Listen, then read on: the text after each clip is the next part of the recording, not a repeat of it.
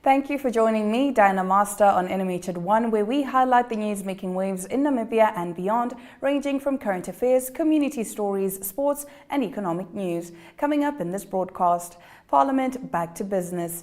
God told me to run for president, Angula says, and tough times ahead for blacklisted tenderpreneurs. Stick around, visual news is coming up right after this. Stock up and save with the best deals at WB. Get 1 litre Vita Creamy for $11.99. 2 litre Nam Milk or Maere for $44.99. 200 gram top class spice mix for $11.99.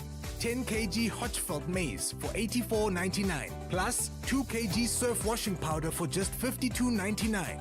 See more WB specials online at www.vurmanbrock.com. We care.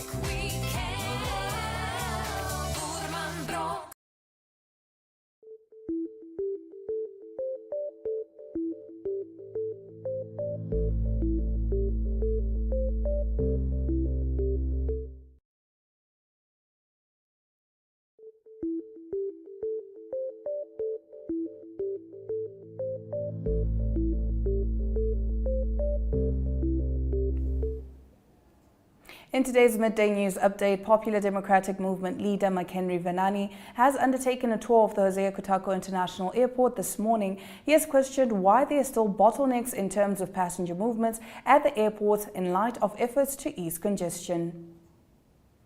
Visual news highlights local stories from across Namibia right after the break. Stay with NMH at 1. Welcome to My.NA Cars, your ultimate destination for everything automotive. I am your host, Diana Master. Teamwork makes the dream work, right? Discover the latest models, innovative technologies, and expert insights from our passionate hosts.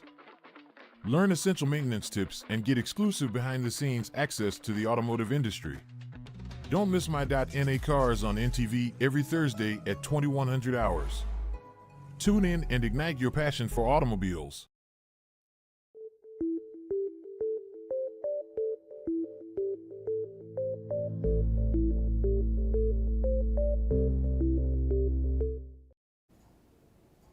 Starting off our visual news this afternoon, Oshakati State Hospital on Tuesday launched a pilot project of One Health Community Education Outreach Clinic in pandemic prevention to manage feral cats at the institution and manage waste. Let's watch the hospital's medical superintendent, Dr. Ruben Kanime, explain why they have decided to have the cats coexist with the patients. Tuyemo Haidula has more.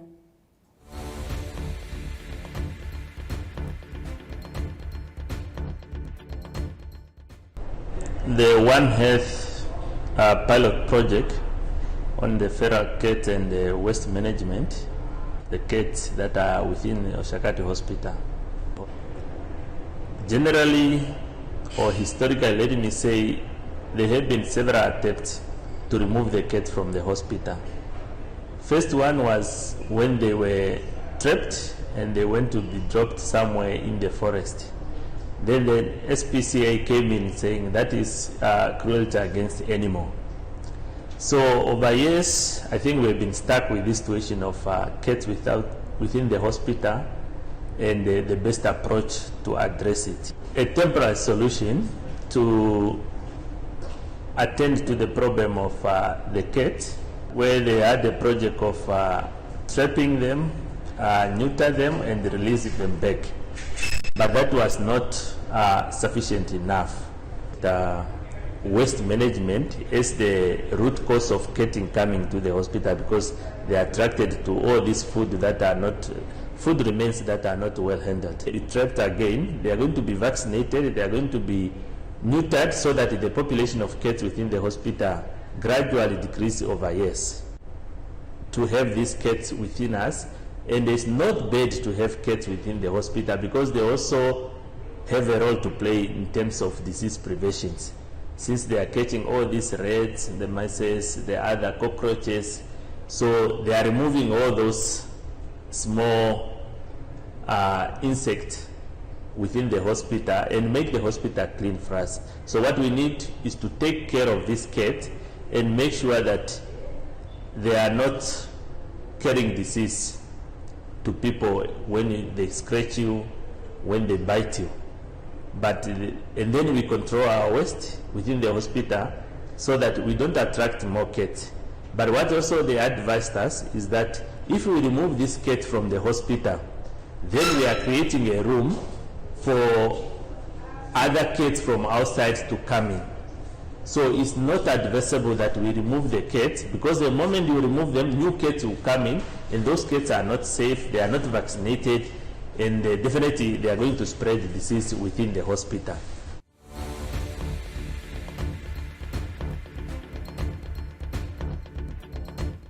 Getting into our next video, Coca-Cola Beverages Africa, in partnership with Recycle Namibia Forum and Development Workshop, launched a groundbreaking initiative at Taste Modern Eatery. The program will empower 250 waste collectors in Namibia's Windhoek, Swakopmund and Oshwarongo regions with training and recycling opportunities. This collaborative effort aims to equip participants with valuable skills for income generation through recycling while fostering connections with reputable recycling companies. The initiative not only promotes cleaner communities, but also provides an income stream for the unemployed. Jemima Ndebele reports.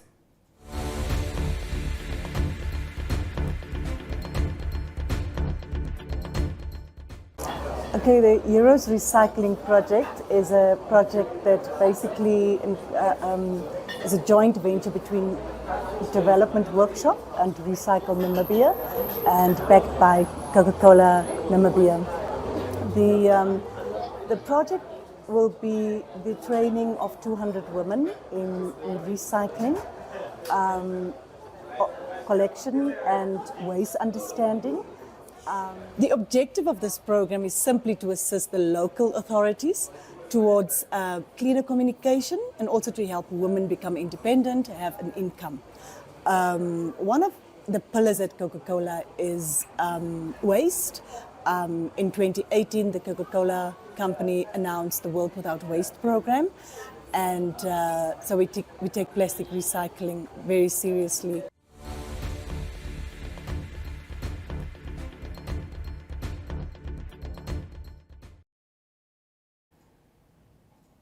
Stick around after the break. The Namibian Sun leads us into the newspaper review segment.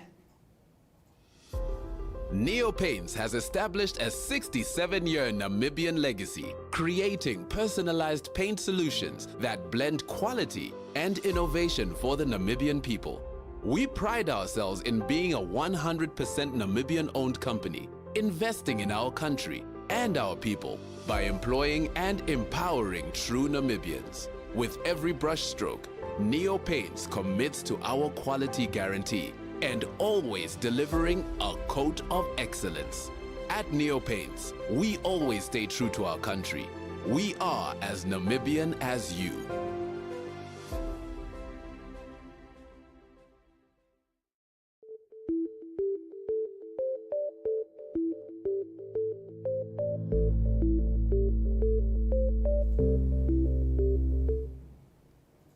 Thank you for staying with NMH at 1. We now take a look at what the lead stories are in Namibia's daily newspapers. Starting us off with the Namibian Sun front page, it reports that former Deputy Executive Director in the Finance Ministry, Ali Angula, who announced in May that she would run for president in the 2024 national elections as an independent candidate, said God instructed her to contest. Angula said apart from the godly directive, she has visions of what Namibia should look like. She added that the Bible says that God chooses his people and he has given her a very daunting, heavy task. Angula said contesting as an independent candidate means her supporters do not have to leave their political homes. SWAPO, with its liberation history, might still get more votes as a party, she said, but insisted that the presidency needs someone with a new vision. On page 3, judgment has been reserved in the bail application of fraud suspect Emmanuel Noaseb, who allegedly siphoned $2.5 million Namibian from a Walvis Bay-based businessman by pretending to be a representative of SWAPO Party Vice President Nandi Netumbo Naitwa. Noaseb, who received the money from businessman Jose Luis Bastos between November 2022 and January 2023, faces 15 counts of fraud and alternatively money laundering. He pretended pretended, to be Nandi Ndaitwah's representative ahead of the 2022 SWAPO Congress and managed to solicit 2.5 million Namibian dollars from the businessman who was allegedly approached to contribute money to Nandi Ndaitwah's campaign. Nandi Ndaitwah is also Namibia's Deputy Prime Minister. A case of fraud, alternatively theft by false pretenses, and money laundering was opened against him on the 1st of February. Noseb approached the court with his bail application 6 months after his arrest. On the front page of the Republican, in the ongoing legal action regarding the removal of the veterinary cordon fence, affirmative repositioning activist Job Amupanda has been granted leave to provide proof of his financial resources for protective cost order in the case. Judge Shafimana Waitele yesterday ordered that Amupanda be granted leave to approach the court on the aspect of his financial resources and the amount of costs that are likely to be involved in this matter, and file his amplified papers by no later than 12 September. Amupanda filed a case on the 26th of May 2021, seeking a court order to have the VCF removed and declared illegal and unconstitutional. He listed Agriculture Minister Karl Schlettwein, the government, Attorney General Festus Mbandeka, and an official in the Directorate of Veterinary Services, Hangwa Nambinga, as defendants in the matter. On the paper's page 3, Windhoek's demand for potable water currently stands at roughly 30 million cubic meters of water per year, which translates to about 82,200 cubic meters of water per day. To put this in perspective, the capacity of the Oanob Dam near Rehoboth is about 34.5 million cubic meters of water. According to the Namibian Agricultural Union's newsletter, the city of Windhoek said NamWater supplies around 75% of this potable water demand by Windhoek from surface water sources. The city said that Windhoek's water security is a perpetual concern due to its average rainfall of approximately 350 millimeters and the distant location of the nearest perennial water source some 700 kilometers away. On its front page, the Allgemeine Zeitung today leads with an article about the National Ozone Unit and Customs Twinning Workshop and Border Dialogues for countries of the SADC region, Africa, which has started today. Under the Montreal Protocol, regional customs authorities meet regularly around the world to revise controls and measures in an attempt to stop the illegal trade in ozone-depleting substances. Today, this is done in Windhoek under the supervision of the South African Development Community.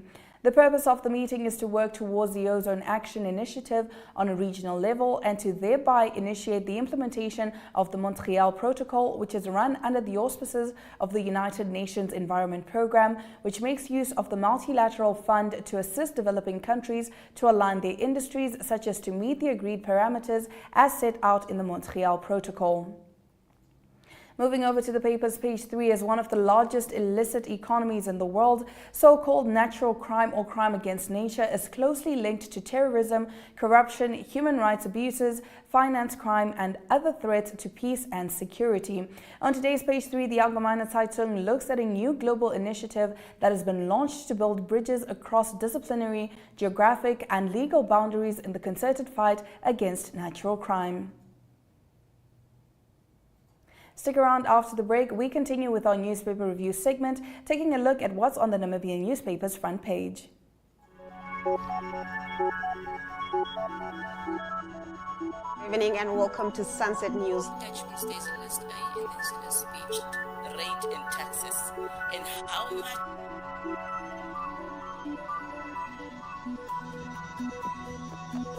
After the break, we take a look at the sports. We bring you economic indicators, tomorrow's weather and sports. I am Aina Raiza Kweo.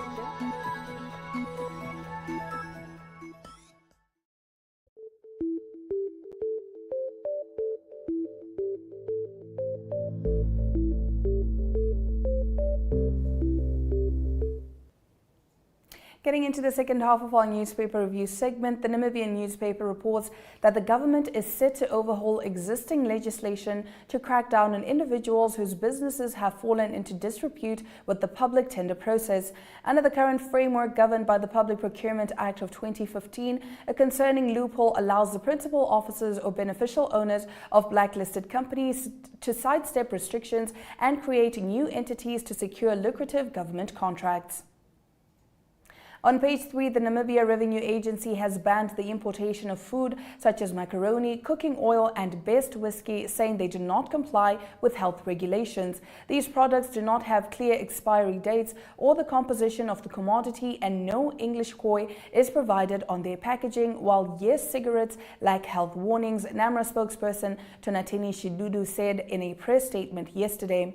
He said that consumers are urged to be vigilant and cautious when buying food from Angola because some products contain dangerous ingredients and also don't have an expiry date. He also said that dry wild berries known as embe are levied at 10% of the general rate of duty when informal traders import them for commercial purposes from outside the South African Customs Union.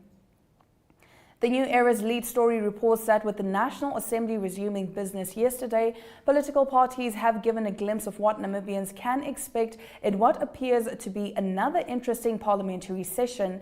This paper reached out to political parties to give insight into what is expected during the remainder of the 8th session of the 7th Parliament. Official opposition leader in the National Assembly, Makhenry Venani, said his Popular Democratic Movement will drive a robust session and the August House through various strategic motions and a private member's bill. On page 3, land grabbing remains one of the major challenges at Okakarara in the Otjozondjupa region, the town's mayor Asnath Yadukuka has said. Yadukuka, on the sideline of the Okakarara annual trade fair, told the Namibia Press Agency yesterday that while the town is significantly growing in terms of development, some of its approximately 1,500 residents are still without land and resort to grabbing any open area that is available to set up homes for themselves. Moving over, the Market Watch reports that high costs of key import items pose a risk to the Bank of Namibia's economic growth forecast of 3.3% in 2023. According to the Namibia Statistics Agency, July recorded a 17.8% increase in the import bill to 11.9 billion Namibian dollars from 10.1 billion Namibian dollars registered in June. Petroleum oils topped the list of imported goods in July with a share of 15.3% of the total import value. They were mostly sourced from Oman and Saudi Arabia. The Ministry of Mines and Energy on Monday announced that petrol prices for ULP 95 will increase by 1 Namibian dollar and 20 cents, while diesel prices for both 50 ppm and 10 ppm will increase by 1 Namibian dollar and 70 cents effective today. Therefore, the price of petrol in Walvis Bay will increase to 20 Namibian dollars and 98 cents per litre, while the price of diesel 50 parts per million will be 20 Namibian dollars and 75 cents per litre, and that of 10 parts per million 20 Namibian dollars and 95 cents per litre. Stick around, we bring you economic news after the break. Welcome to What's Cooking, where culinary passion meets expert insights. Somebody must really want to cook and want to cook good food. Immerse yourself in the bustling world of professional kitchens as top chefs create mouthwatering dishes. Join us for in-depth interviews as our host explores the experiences and expertise of our guest chefs. Don't miss out. Tune in to What's Cooking on NTV every Friday at 2100 hours and let the culinary adventure begin.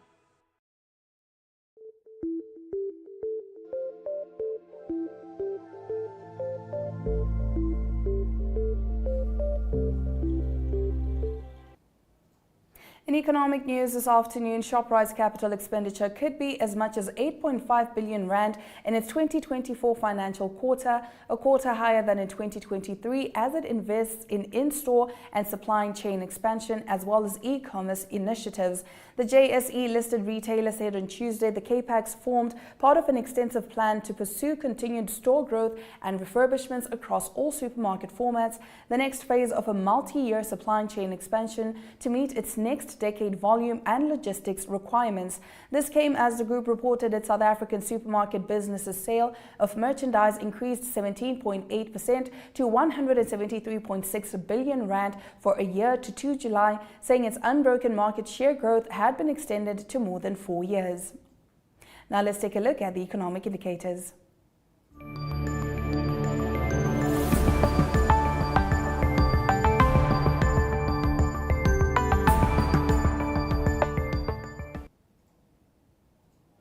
$1 Namibian trades 24 Namibian dollars and 8 cents will buy you 1 British pound, while 20 Namibian dollars and 62 cents will buy you 1 euro. You can get yourself 1 Chinese yuan for 2 Namibian dollars and 63 cents.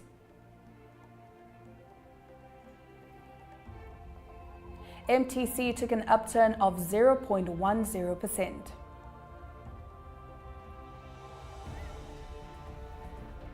Local index closed on an upturn of 0.13% and overall index closed on an upturn of 0.75%.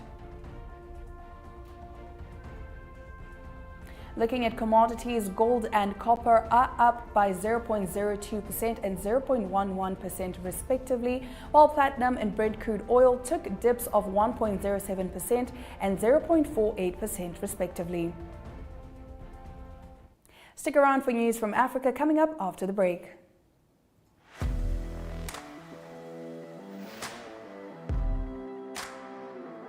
Hello and welcome to today's Sports Rep Show. I am your host, Jesse Jackson Kauraita.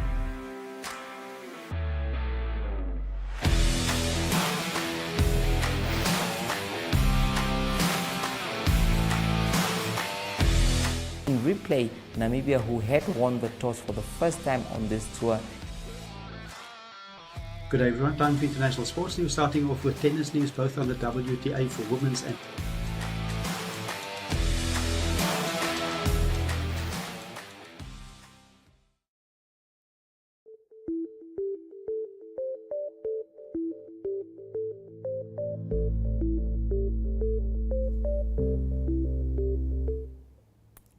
You're still watching NMH at 1. We now extend to the rest of the continent, and later we'll bring you international news from the rest of the globe. Starting us off, Nigeria's Presidential Election Tribunal is due to rule today on whether Bola Tinubu should stay as president after 2 rivals challenged his victory in February's disputed vote. There have been numerous legal challenges to the outcome of previous Nigerian presidential elections, but none have succeeded. Most political observers expect the tribunal to uphold Tinubu's win. Atiku Abubakar of the People's Democratic Party and Labour Party's Peter Obi asked the court to invalidate the election, alleging irregularities and accused the electoral body of breaching the law by failing to use electronic machines to upload polling station results, among other criticisms. The tribunal, which will deliver its ruling in the capital Abuja, has the power to cancel an election and order a fresh one, among other remedies. If it upholds Tinubu's win, Atiku and Obi can still make a final appeal at the country's Supreme Court, the highest court in Nigeria. An appeal should be concluded within 60 days from the date of the tribunal judgment.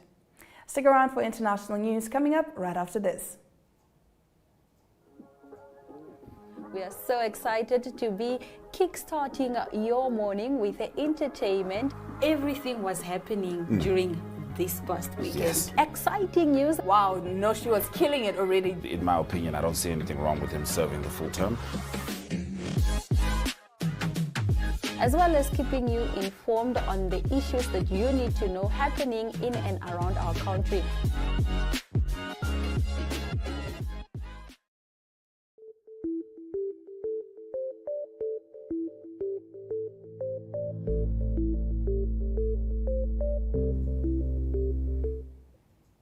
Let's head straight into our international news. Britain's civil aviation regulator said on Wednesday it would undertake an independent review of the circumstances surrounding an air traffic control failure last week that caused widespread disruption to flights and left thousands of passengers stranded. The Civil Aviation Authority said the review would also consider the response of NATS, the country's air traffic control provider, which has apologized for the failure.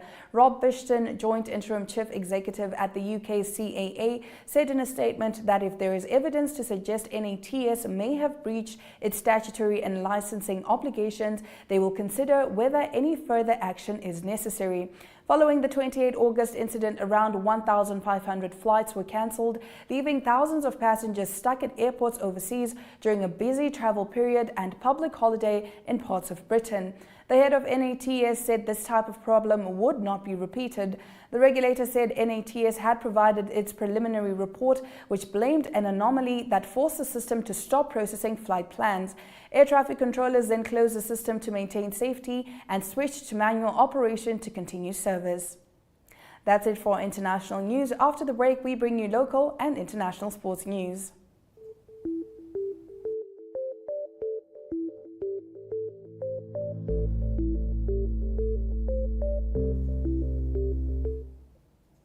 We start with local sports news. Hagegengop Stadium lit up on Friday as the Standard Bank Namibia Secondary School Rugby Under-19 Super League semi-finals took place. Samsung Windhoek High School faced a tough challenge as they took on the rival who eliminated them in the 2022 semi-final, Otterhouse Windhoek Afrikaans Private School.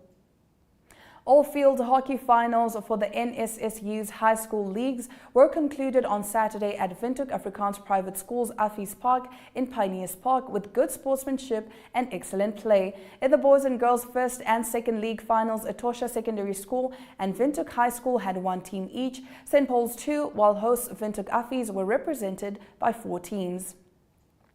Closing off local sports news, Charles Supershine Shinima retained his WBO Africa welterweight title. The Namibian boxer fought an elusive and experienced Tanzanian Id Pialari over 12 rounds. This was like a marathon because this guy was running away and I could not drop him as I would have wanted, but the good thing is that I still won the fight, and that is something important, Shinima noted. That's it for local sports news. Stick around for international sports.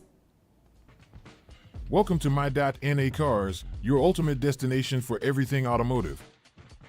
I am your host, Diana Master. Teamwork makes the dream work, right? Discover the latest models, innovative technologies, and expert insights from our passionate hosts. Learn essential maintenance tips and get exclusive behind-the-scenes access to the automotive industry. Don't miss My.NA Cars on NTV every Thursday at 2100 hours. Tune in and ignite your passion for automobiles.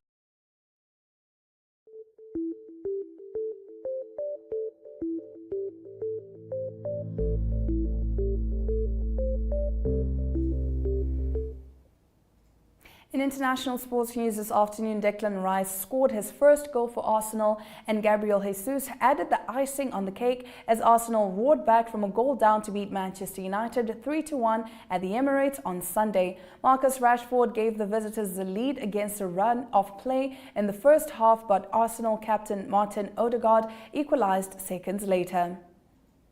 Lyle Foster continues to fly the South African flag in England, but there were several other excellent performances from the stars of the continent on another weekend of top action in Europe's elite leagues.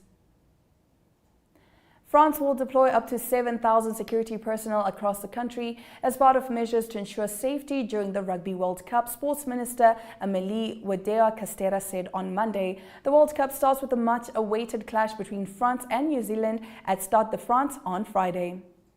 If you're just joining us, this is NMH at 1 and we'll bring you the highlights from today's broadcast right after this. Welcome to What's Cooking, where culinary passion meets expert insights. Somebody must really want to cook and want to cook good food. Immerse yourself in the bustling world of professional kitchens as top chefs create mouth-watering dishes.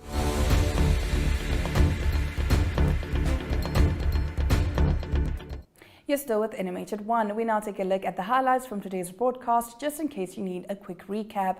Nigeria's Presidential Election Tribunal is due to rule today on whether Bola Tinubu should stay as president after 2 rivals challenged his victory in February's disputed vote. Britain's civil aviation regulator said on Wednesday it would undertake an independent review of the circumstances surrounding an air traffic control failure last week that caused widespread disruption to flights and left thousands of passengers stranded. That is it. Those have been your highlights. Remember to tune in every weekday at 1 p.m. to spend your lunch hour with NMH at 1, catching up on the latest news in Namibia and beyond. That is it from all of us here in studio, and we wish you a lovely Wednesday ahead.